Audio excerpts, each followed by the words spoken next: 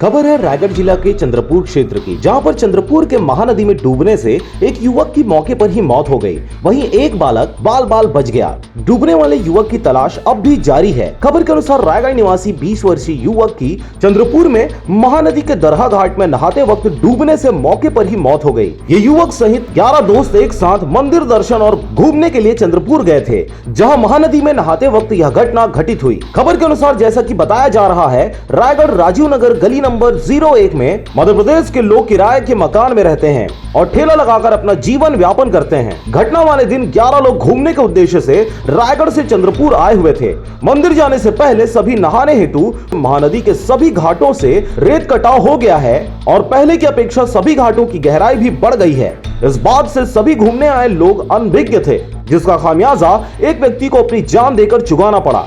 प्रत्यक्षदर्शियों के अनुसार सभी लोग एक साथ नहा रहे थे, तभी अखिलेश जायसवाल और उसका साथी अधिक गहरे पानी में चले गए। अचानक दोनों डूबने लगे, तभी उनके अन्य साथियों ने पास में खड़ी नाव के चप्पू की सहायता से एक व्यक्ति को बाहर निकाला, परंतु अखिलेश को डूबने से नहीं बचा पाए। सर हम लोग किनारे पे नहा रहे थे, मतलब अचानक से पानी बहाव आया, तो हम तो फिसल गए थे। तो बार बार ऊपर नीचे करके ऊपर आके पानी उगल रहे थे, तो नहीं उगल पाया तो हमको डोंगी से न पकड़ा है, बांस से। अच्छा, हम बांस पकड़ के खींचे और नाव में बैठे हैं, फिर बाहर आए सर। नगर पंचायत के द्वारा घाट पर चेतावनी हेतु नोटिस बोर्ड भी लगाया गया है। अगर नहाने आए व्यक्तियों द्वारा इसे पढ़ लिया गया होता तो शायद यह घटना नहीं घटित होती।